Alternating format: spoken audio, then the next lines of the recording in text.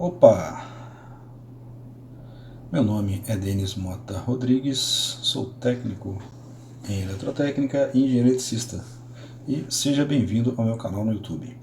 Hoje nós vamos analisar um estudo de caso de um disjuntor, o MP31W de 2500 amperes da GE, onde o mesmo ele acionava, ele atuava de forma intermitente, muitas vezes não obedecendo o sinal de comando de abertura ou fechamento.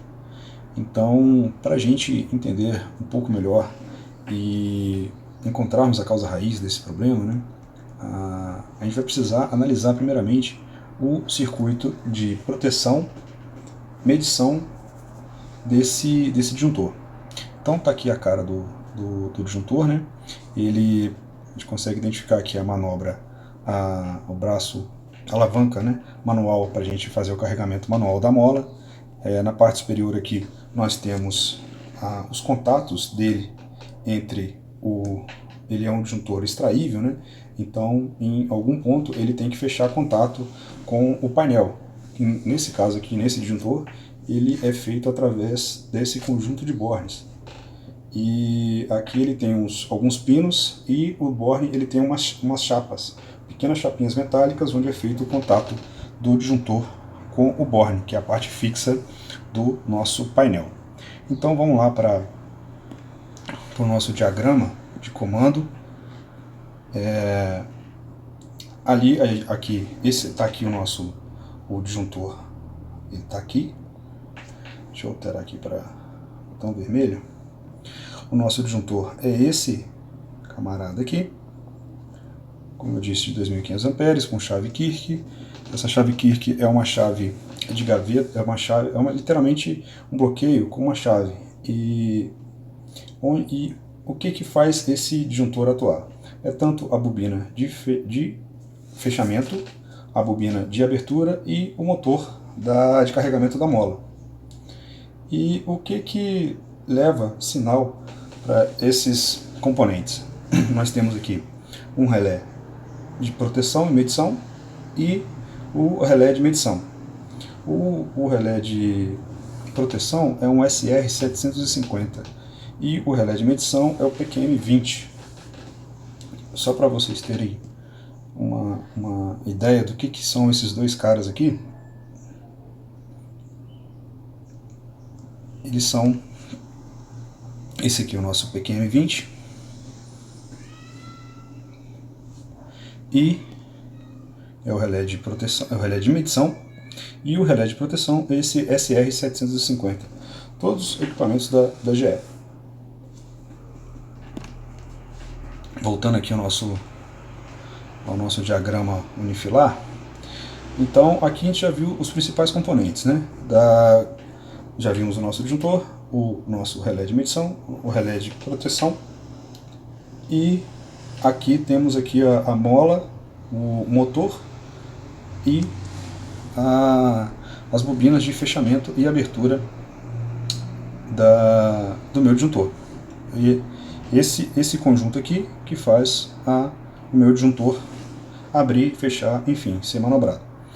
Vamos lá. Então, para a gente entender um pouco melhor aqui, o que faz a alimentação do nosso relé de medição. Nós temos aqui 3 fusíveis, né? Lembrando que isso aqui é um diagrama unifilar. Aqui nós temos um barramento trifásico, 480 volts, 2500 amperes, com corrente curto-circuito de 35 kA. E temos aqui para alimentação do relé de medição, 3 fusíveis, um transformador de 480 para 120 volts, 200 volt-amperes de potência e mais 2 relés aqui de proteção da saída do secundário do transformador, uma borneira. Essas borneiras aqui são pontos de falha, né? Pontos de contato que é comum a gente ter falha. E a alimentação do nosso... E a outra alimentação é um TC, na verdade são 3 TCs, né? Ele pega 3 sinais de corrente, de 2500 para 5 amperes, e esse meu relé de medição, ele envia mensagem, um sinal analógico de 4 a 20 mA para o meu SDCD, envia dois sinais de tensão e de corrente, né? De 4 a 20 mA, e é onde eu consigo fazer a medição de tensão e corrente e do produto desses dois a potência consumida, a potência que está sendo consumida por esse, que está passando por esse disjuntor, né? Essa é a alimentação do meu relé de medição. O meu relé de proteção, como que ele, o que ele enxerga, né? Quais as informações que chegam nele? São mais 3 TCs, exatamente assim como o relé de medição, a gente tem 3 TCs que geram um sinal de corrente de 2.500 para 5 amperes e que geram um sinal de corrente para o meu relé de proteção, e esse meu relé de proteção libera um sinal de abertura, fechamento das minhas bobinas de manobra do disjuntor. Então é esse disjuntor aqui que está dando problema. De vez em quando ele de forma intermitente ele abre e não abre ou não fecha. Então aqui a gente já teve uma noção de como que ele funciona e quais os componentes que fazem ele manobrar. Vamos agora para o nosso diagrama mais específico de alimentação desse disjuntor. Só para na página 24 aqui. Então vamos lá. Aqui está o meu disjuntor, né? Esse tracejado aqui, ó. Todo esse traço ponto aqui é o meu disjuntor.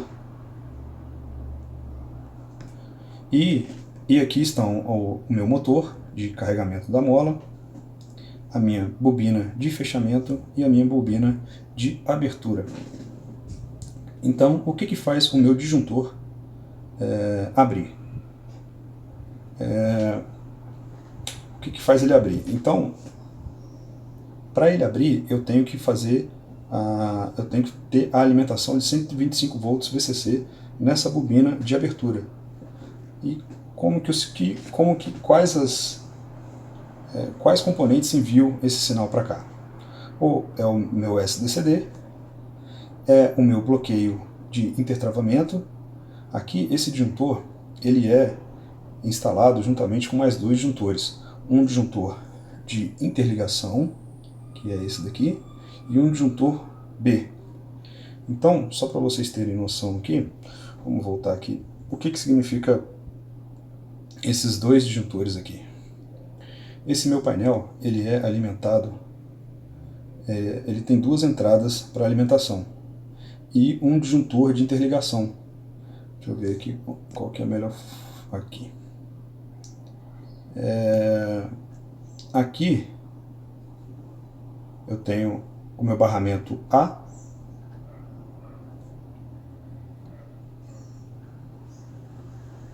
deixa eu fazer um resumo aqui para vocês. Eu tenho o meu disjuntor A, deixa eu pegar aqui, eu tenho um disjuntor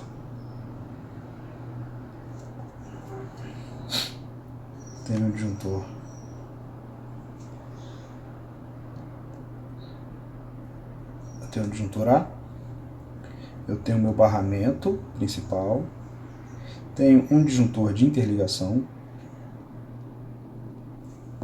que no caso ele chama de disjuntor C, e tenho o meu disjuntor B.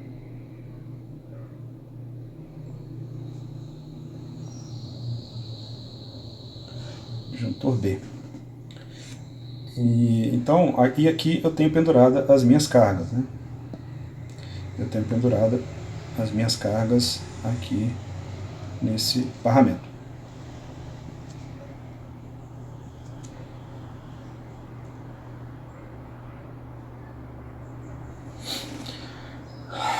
E aí, ou seja, eu posso ter duas entradas. Se esse disjuntor der problema, eu posso isolá-lo e eu fecho esse disjuntor e tenho uma alimentação por aqui. Ou o contrário.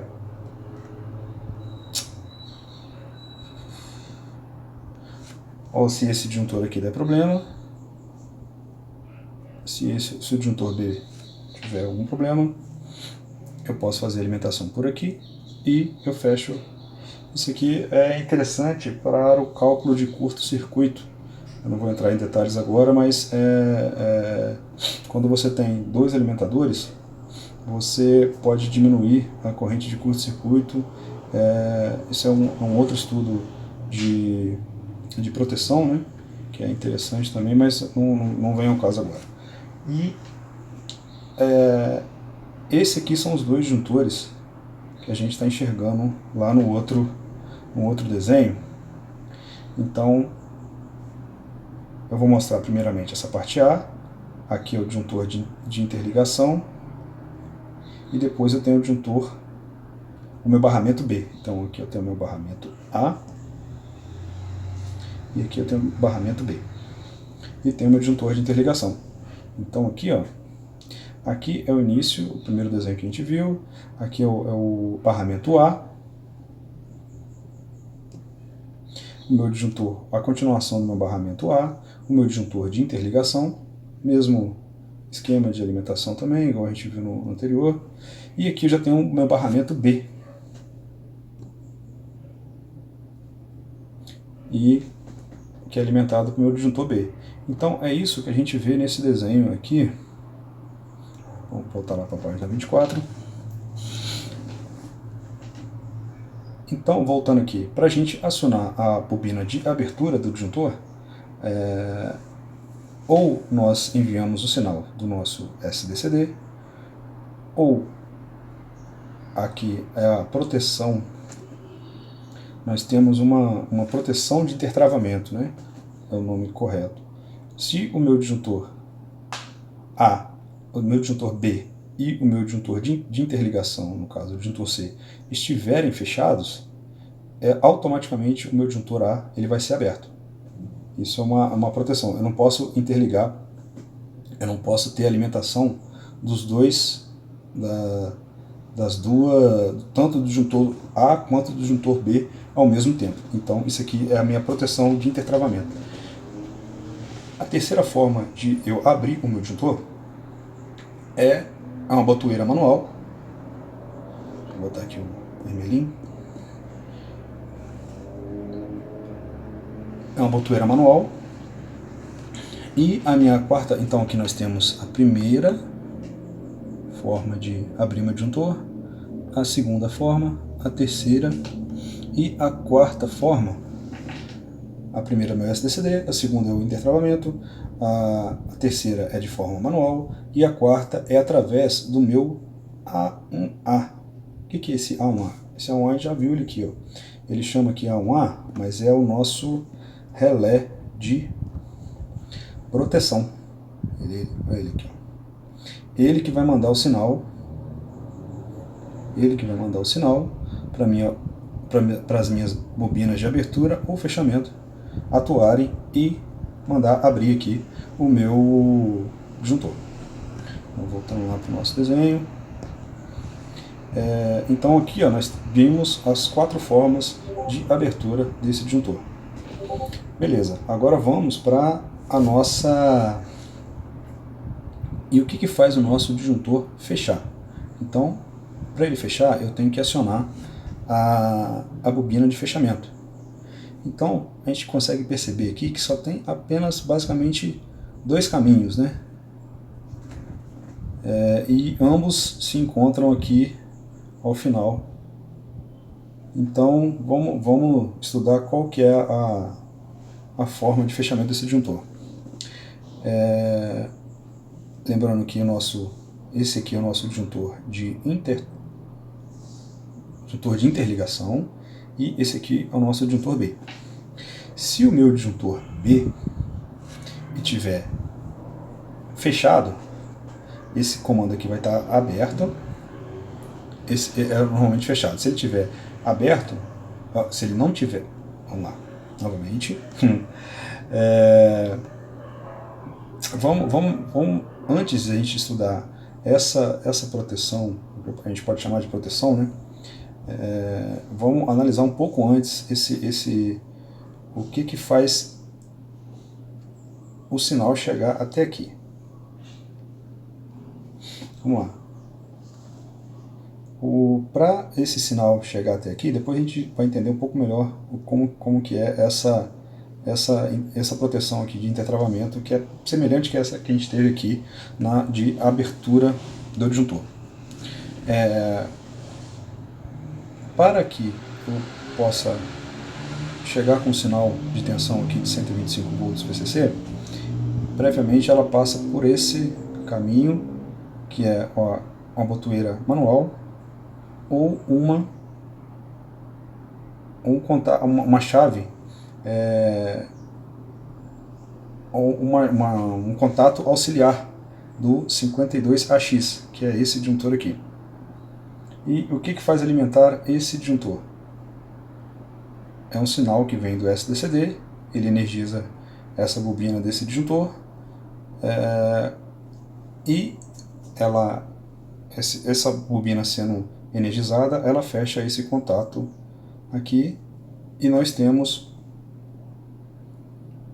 aqui uma outra borneira não, desculpa, é a chave seletora manual, onde você coloca, tem a opção de colocar em remoto ou local, que é intertravado com a botoeira de liga e desliga, né? A botoeira manual. Então, se eu der o comando lá no meu SDCD, eu vou energizar essa bobina, vou fechar esse contato. Aqui, estando em local, o meu sinal permanece, continua, e chega aqui nessas dois circuitos em paralelo, né? Ou seja, ele pode passar tanto por aqui quanto por aqui. Então vamos lá. Se o meu disjuntor, essas aqui são as condições que eu tenho que ter atendida para poder fazer o fechamento do meu disjuntor. Ou seja, eu tenho um contato normalmente fechado, ou seja, se o meu disjuntor de interligação, se o meu disjuntor de interligação estiver aberto ou desenergizado, esse aqui vai estar fechado, ou seja, eu posso acionar a minha bobina de fechamento. Ou, se o meu disjuntor B estiver também desenergizado, eu também posso fazer o meu acionamento da bobina de fechamento. E aí sim, aqui nós conseguimos visualizar de maneira completa, né? Aqui é só o circuito de iluminação, de indicação. Então aqui nós conseguimos entender de maneira, talvez, eu acho que não tão simples, né? Mas procurei explicar da maneira mais simplificada possível, o acionamento do meu disjuntor. E o que estava acontecendo de falha? Onde poderia dar falha, onde o disjuntor poderia estar atuando de maneira intermitente. Às vezes ele fechava, às vezes não fechava. Nós temos aqui, ó, essas borneiras aqui. Essas borneiras e esses bornes e esse símbolo aqui, como eu falei, significa é extraível, né? É um equipamento que é extraível, é um componente que é extraível. No caso aqui é o nosso disjuntor. E o que poderia estar acontecendo, eu logo consegui identificar que poderia estar tendo uma falha nesse borne, onde nós temos aqui a conexão entre a parte fixa da gaveta, né? Vamos voltar aqui para o nosso disjuntor, para a imagem aqui do nosso disjuntor. Deixa eu ver se eu acho aqui uma imagem dele da gaveta. Da gaveta vazia. Eu acho que tem uma imagem aqui da gaveta vazia. Onde tá?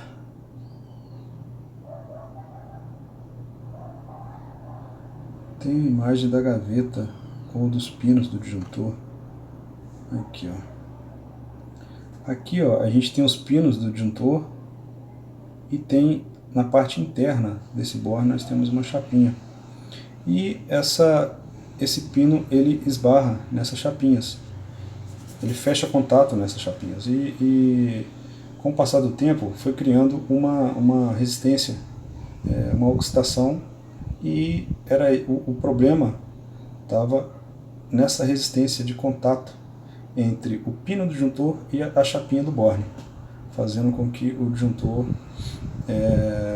atuasse de maneira intermitente. Então, qual foi a solução? Foi realizar uma limpeza, passar uma lixa, e de maneira que aumentasse, a gente removesse essa resistência de contato e o pino do disjuntor passasse a encostar diretamente na chapinha e pudesse ter um contato sem resistência. Então,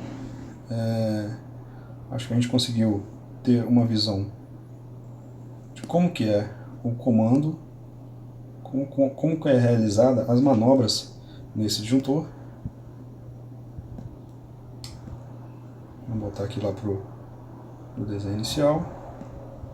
Como que é feito a manobra, como que os sinais chegam nesse disjuntor e o que faz chegar, o nosso relé de proteção, o nosso relé de medição.